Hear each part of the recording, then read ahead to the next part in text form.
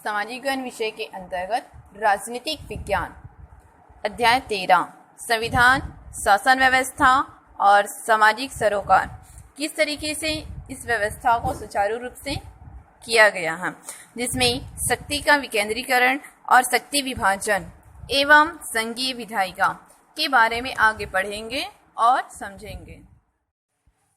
हमने पिछले वीडियो में भारतीय संविधान के निर्माण की प्रक्रिया, भारतीय संविधान के निर्माण और ऐतिहासिक संदर्भ के बारे में पढ़े थे और समझे भी थे, जिसमें संविधान सभा में वाद विवाद और भारतीय संविधान की उद्देशिका जो दिए हुए हैं उनके मूल आदर्शों को अच्छी तरीके से समझें, किस तरीके से इसका निर्माण हुआ और किस तरीके से इसको विकसित किया गया था।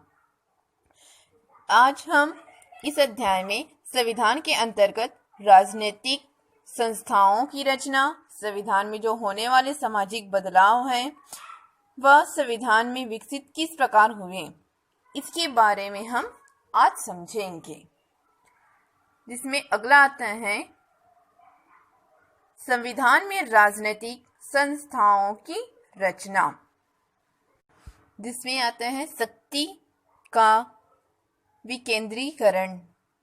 तो आइए देखते हैं कि शक्ति और विकेंद्रीकरण किसे कहते हैं। जैसे जब सत्ता का केंद्रीकृत होता है तो वह आम लोगों की पहुंच से दूर होता है तथा उसकी जो जरूरतों और आकांक्षाओं को प्राथमिकता नहीं मिल पाती। जैसे आइए देखते हैं उदाहरण के माध्यम से भारत, ठीक है। तो फिर भारत जो है जिसके अंतर्गत भारत के अंतर्गत अगर लोकतंत्र को मजबूत करने के लिए जरूरी है तो यह सत्ता को क्या करना चाहिए, विकेंद्रीकरण करना चाहिए। तो यहाँ पे आता है जैसे भारत है, भारत फिर आ जाता है अगला हम ले सकते हैं जैसे राज्य, छत्तीसगढ़ राज्य है, मतलब एक क्रम के अनुसार होते हैं राज्य, फिर जिले, तहसील, फिर गांव, और फिर गांव में अंतर्गत जैसे शहरिया रहता है तो उसमें मोहल्ले वगैरह को क्या करते हैं, शामिल किया जाता है। तो एक तरह से मोहल्ला है, ग्राम है या शहर, जनपद या जिला और राज्य, इस स्तर में क्या करते हैं, लोगों को चुने जाते हैं। और लोगों को चुनने के बाद जो अधिकार और निर्णय लेने का अधिकार जो होता है वह उन लोगों के द्वारा होता है, जिसमें गांधी जी के स्वराज्य की कल्पना को अधिकतम अधिकार ग्राम पंचायतों को दिया जाना था। आप देखे ही होंगे क्या होते हैं, लोगों द्वारा जो विचार या फिर अपनी सोच को रखने के लिए सीधे नहीं पहुंच पाते तो उसके लिए ये क्या है, एक प्रक्रिया के माध्यम से वह शक्ति एवं केंद्रीकृत कर सकते हैं।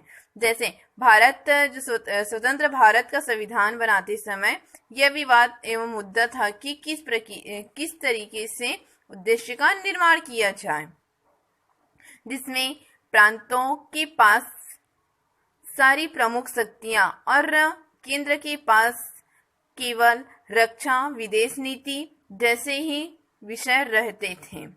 लेकिन यह निर्णय लिया गया कि देश की एकता को सुदृढ़ करने के लिए क्या करना चाहिए, उनमें सामाजिक बदलाव की आवश्यकता है। और यह सामाजिक बदलाव जो है आवश्यक के कारण साथ साथ इन्हें भारत में एक शक्तिशाली केंद्रीकृत शासन भी जरूरी है। साथ ही साथ यह तय भी किया गया कि प्रांतों के स्तर पर क्या होना चाहिए, कई विषयों को निर्णय लेने का अधिकार हो।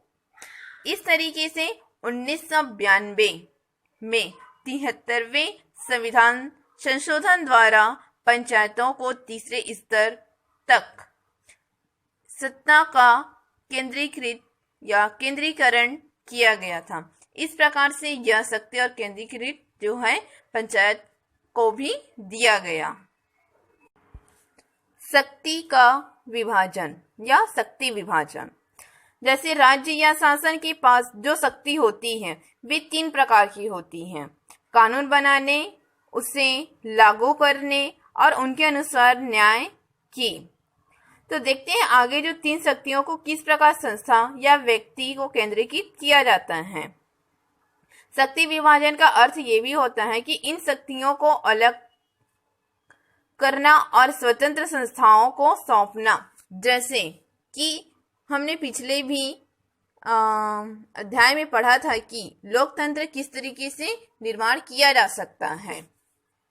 इनका मुख्य उद्देश्य को क्या करना चाहिए, विभाजन किया जा सके। जैसे इस प्रकार आधुनिक सरकार ने 3 अंग को क्या किए, विभाजित किए, जिसमें विधायिका जो कानून व नीति बनाती है, कार्यपालिका जो उन्हें क्रियान्वित करती है, और अगला आता है जो न्यायपालिका जो उनके अनुसार न्याय करती है। इस प्रकार विधायिका, कार्यपालिका और न्यायपालिका इन शक्तियों का प्रमुख अंग माना जा सकता है।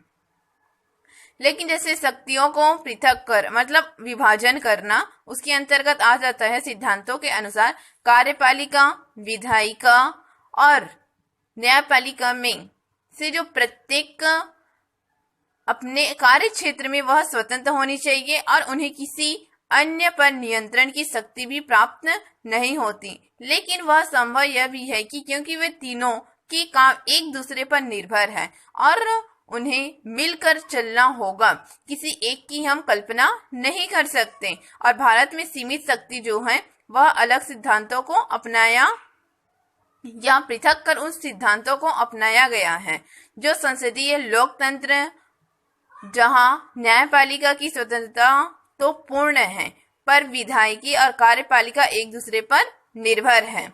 इस तरीके से कार्यपालिका जो मंत्री परिषद और विधायिका जो है संसद का प्रमुख अंग माना जाता है। इस तरीके से संसद और अन्य तरीकों से जो विधायकों का कार्य क्षेत्र है उसमें हस्तक्षेप नहीं करती। मतलब कार्यपालिका और विधायिका जो दोनों एक दूसरे के साथ क्या रहते हैं, मिले रहते हैं।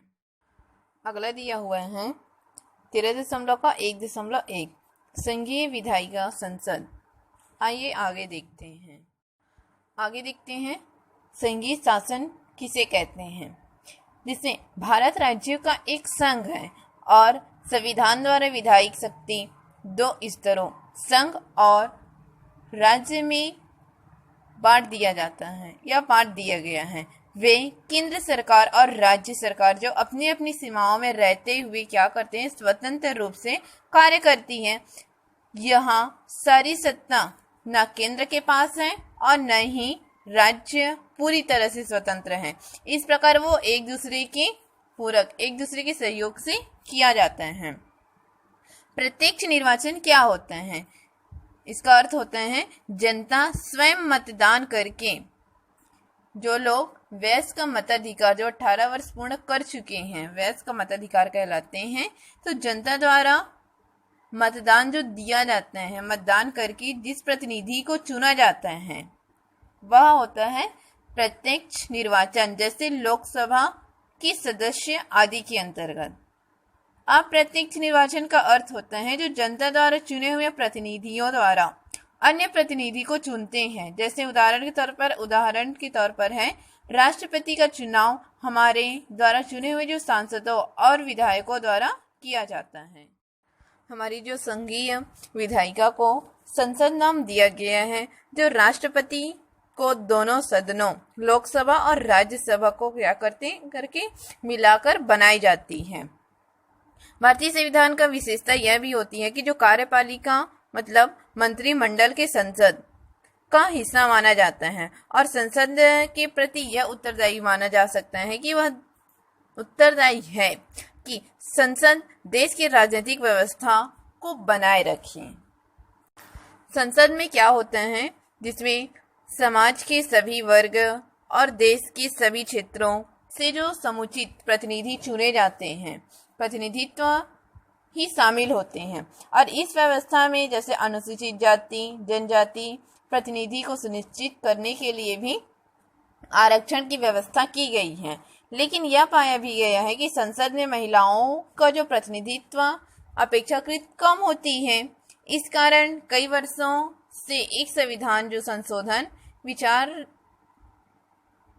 किया गया कि जिसके अनुसार संसद में महिलाओं को कम से कम 33% आरक्षण मिले। और सांसद का सीधे जो अप्रत्यक्ष, हम लोग पहले भी अप्रत्यक्ष का अर्थ समझ चुके हैं कि अप्रत्यक्ष किस प्रकार होता है।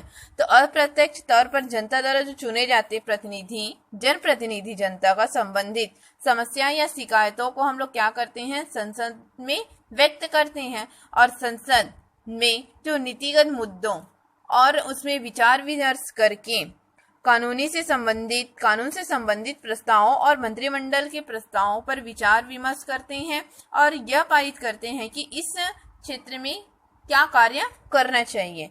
और कार्यपालिका जो मंत्रिमंडल के कार्यकलापों में क्या कभी बहस भी होती है, वे एक दूसरे अपना मत रखते हैं, लेकिन स्वाभाविक नहीं होता कि उसके लिए सभी सहमति प्रदान करें। तो इसमें बहस भी होती है। इसमें चर्चा करने के साथ साथ फिर इसमें निर्णय लास्ट में लिया जाता है कि इसे पारित किया जाए या नहीं। इस प्रकार सरकार की जो निरंकुशता पर नियंत्रण रखने में संसद महत्वपूर्ण भूमिका निभाती है। अगला दिया है लोकसभा और राज्यसभा। भारत में 2 सदन जो विधायी व्यवस्था की गई है, ये सदन है, एक है लोकसभा, दूसरा राज्यसभा। लोकसभा के जो सदस्य, जिसमें सदस्य पूरे देश द्वारा जो चुने गए या सीधे चुनकर जो आते हैं, वह राज्यसभा के सदनों का मुख्य रूप से विभिन्न प्रांतों के विधायक द्वारा चुने जाते हैं।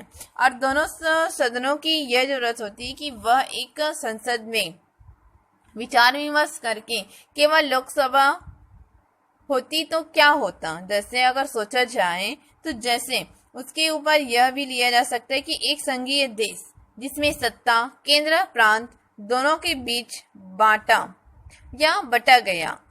संसद देश की कानून बनाने के लिए सर्वोच्च संस्था है, लेकिन वह प्रांतीय विधायकों की सहभागिता के लिए आवश्यक नहीं माना जा सकता।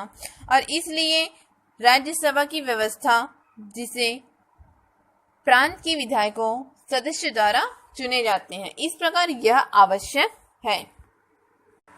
लोकसभा चुनाव के अंतर्गत क्या करते हैं, प्रधानमंत्री चुना जाता है। विधानसभा चुनाव के अंतर्गत में मुख्यमंत्री का चुनाव किया जाता है, जो जनता द्वारा प्रतिनिधि या जनता द्वारा जो वयस्क मताधिकार रहते हैं उनके द्वारा वोट देकर वह प्रतिनिधि को चुना जाता है। संसद जो प्रत्यक्ष होते हैं और वह चुने हुए व्यक्ति को क्या करते हैं, चुना जाता है। लेकिन मुख्यमंत्री जब है या इसमें विधानसभा जब चुनाव होता है, वह अप्रत्यक्ष, जिसमें अप्रत्यक्ष के माध्यम से सीधे चुनाव या जनता द्वारा वोट दिया जाता है, जिसे अप्रत्यक्ष बोला भी जा सकता है।